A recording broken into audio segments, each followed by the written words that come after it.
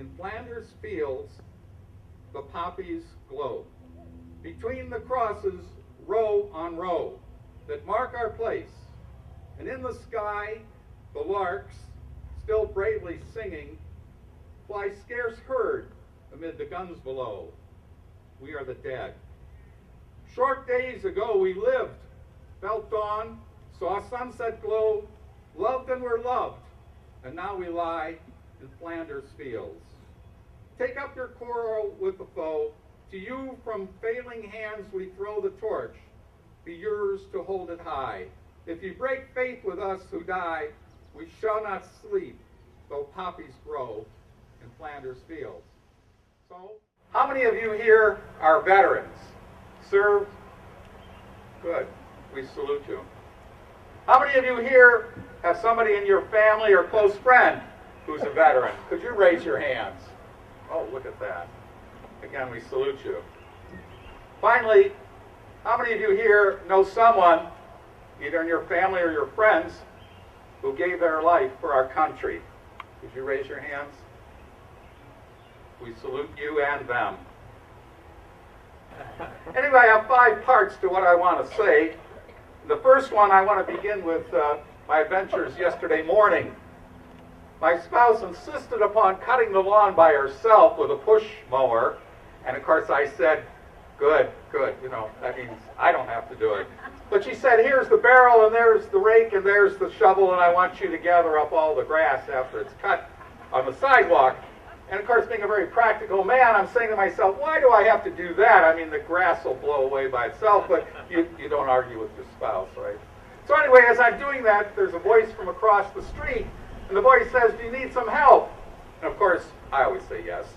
So he came across the street, and as he's coming across, his arms are all coated with tattoos. Do we have anybody here who has a tattoo at all? Yeah. Anyway, I figured with all those tattoos, he had to be a Marine. And he was. 8 years in the Marines, and then he was wounded. And he was in Iraq. He was also in a place called Ramadi. How many people have heard of Ramadi and Tikrit and Fallujah? So we start talking a little bit about his service. He had been wounded. And we also start talking a little bit about Memorial Day. And what he told me is that he was very sorry to see what we've done to Memorial Day. And I said, well, what do you mean? He said, well, on Memorial Day, look at it. It's 20% off your purchases, 50% off your mattresses, and it's a big sales day. And we've forgotten the reason for Memorial Day. John, I wish you'd been here this morning. You could have seen all the people there beside us on the roads. You could have seen all the people in the parade, and I think you would have reached the conclusion, we have not, in Northfield, forgotten what this day means. Well, anyway, that's the first part of what I wanted to say. Second part, I wanted to review a little bit of the history of Memorial Day. We have these celebrations, these holidays, Veterans Day, July 4th, and many times we don't really know what they stand for. What war gave birth to Memorial Days? Anybody? See, now some of the people who were there then, they're the ones that know it was the Civil War. At the end of the Civil War, one of the first events that happened was a group of people who had been freed because slavery had been ended. And in Charleston, in May of 1865, which is how many years ago? 150? They said they wanted to have a celebration for all the soldiers from the North who had been kept captive there in a Confederate prison, and also for all the soldiers who had died in the war.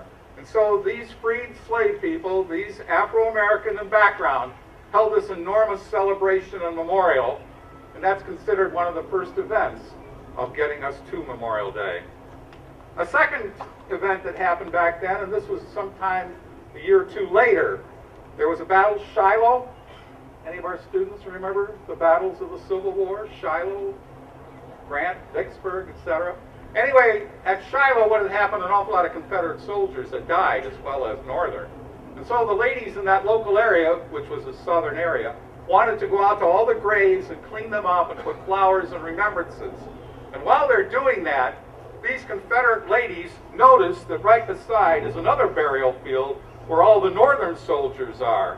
and their graves are not kept up, the weeds are growing over, there's no flowers there. So those Confederate ladies, and this is only a year or two after the war, they went over, cleaned up those graves, put fresh flowers on them, and had those graves the way they should be looking. That's the second event of how we get to Memorial Day. Third way that we get to Memorial Day, and this has to do with a general who was the head of the Army of the Republic, and that was really the first beginning of the Memorial Day. This general, John Logan, issued an order, and he said the 30th of May, 1868 is designated for the purpose of strewing with flowers or otherwise decorating the graves of comrades who died in defense of their country. And so that really is the official beginning of Memorial Day. And on that day, there was a tremendous speech given at Arlington National Cemetery by General James Garfield.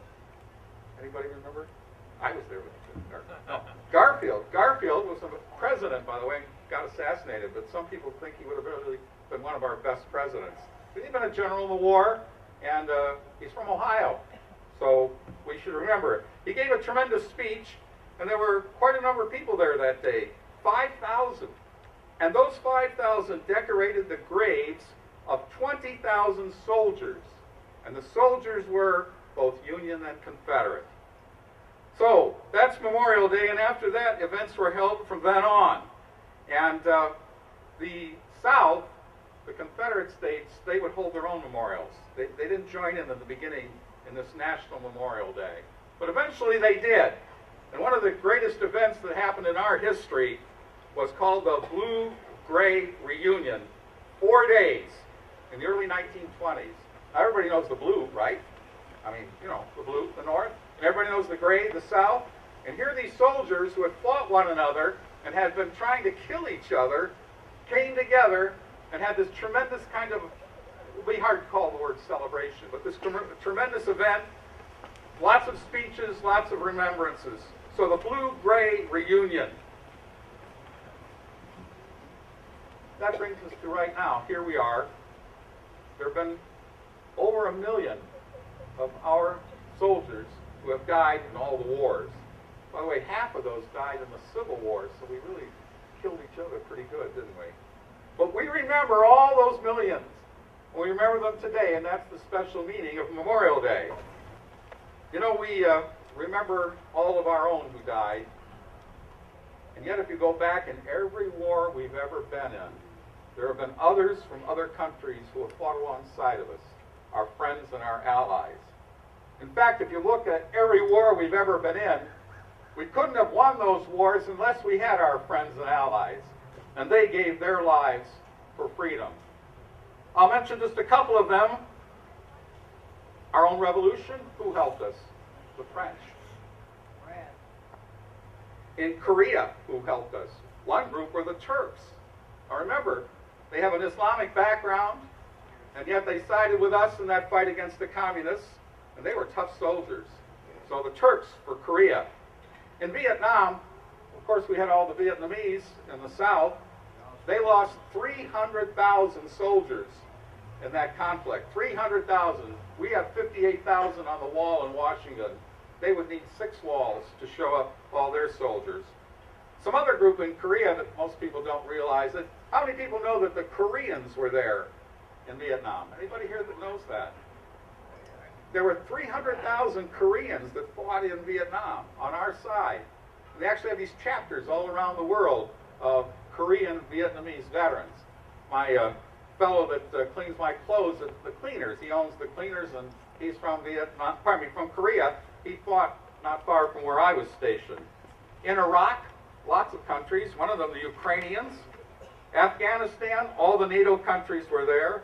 So, the fourth part of what I want to tell you is that today, while we remember especially those who are here, buried here, those across the country who are buried and fought, we also should remember our friends, and remember our friends in the future when we fight with them. Okay, we come to the fifth part, what I wanted to say. These are a couple of thoughts that I have on my own that I wanted to tell you about. One of them goes back to a very famous man, Pericles. Do we have anybody here, any young people? Pericles? What country? Greece, right. Pericles Pericles was a very famous leader back then, and he offered a tribute to those fallen heroes of the Peloponnesian War. Now that's 24 centuries ago, but listen to what he said. Now, I'm going to do English, not the Greek. I'm going to do the English. Anyway, here's what he said. Not only are they, those who fell, commemorated by columns and inscriptions, see all the columns here, but there dwells also an unwritten memorial of them, graven not on stone, but in the hearts of the people. Pretty fitting. 24 centuries ago, the Greeks knew what they were talking about. So, I want you to remember then that today there's a horizontal level to what we're doing. We're all here, and there are places across all of America where there are memorial services going on, memorial parades and ceremonies. So that's the horizontal. But vertically, you go back 24 centuries, there's Pericles and others who remember those who fought bravely and died for freedom. So we get to my friend John. I want to close a little bit with John. Remember John was the fellow with all the tattoos all over his arms. John was telling me that in Iraq, they had an interpreter. Interpreters are extremely valuable people. See, without the interpreters, like in Vietnam, we couldn't have functioned. The interpreter is the bridge between us and the people, so that we can talk and learn what they're doing and also be able to see what's happening. In Iraq, John's unit had an interpreter. Toward the end, the interpreter got the word they were going to assassinate him, the terrorists. And that interpreter, we couldn't save. He was assassinated. Killed because he was trying to help us. Well, fortunately, his family was able to get what they call political asylum. They now are in northern Ohio, the wife and the 2 children. They're Islamic. They were on our side. They are now here safe. You know, I also get to the question, well, where are all these people that fought and died? What's happened to them? I have a good friend of mine. He was in the war in Vietnam. The smartest people I know went to Harvard Business School. And he says that there is no God, probably. And when we die, that's the end of it. You're dead. And I sort of disagree with Roger. I say to Roger, that can't be all there is. It would be kind of a bad joke on somebody's part that all that happens to us is that we live here, we fight and die for something that is more than us, and then that's it. So I don't believe that that is it. My view is that every single thought you have in your head, every single word you have from your lips, every single deed you do, even if it's cutting the lawn for your house, those deeds live on, and they live on forever. And I don't know how many of you may be Roman Catholic and listen to your Pope, but about a month ago, the Pope, Pope Francis, was talking to this little girl and telling her that someday you might, you'll go to heaven. And she said, well, she was very unhappy about going to heaven. And why? Because her dog wouldn't be there. Does anybody remember this? And the Pope said, well, of course your dog will be there. And I'm thinking, well, rescuing dogs for heaven? Well, you remember the part in the Bible where it talks about God knows about the tiniest sparrow that falls from a tree. So if God can care about the sparrows, and the Pope and God can care about the dogs, I don't know about the mosquitoes, but if they can be cared for, then how much more those of our soldiers and those of us here in the human family. I believe they do continue on afterward, and in fact, I'll tell you this. I believe they're right here now. They're right here among us. They're right here with us. They're right here encouraging and inspiring us. And I believe that one day we'll all meet again, and we'll have the Nordonia choir to sing, and the young lady to sing the Star-Spangled Banner, and some of us will walk better than we do now, and we'll all be there to celebrate our lives that we're here on earth, and that we carried out what we should, our mission to serve our God. Thank you very much. It's been very good talking with all of you.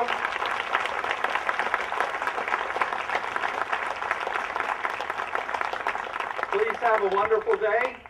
If you'd like, I go back to Vietnam every year. My spouse with the interpreter, and she takes people back.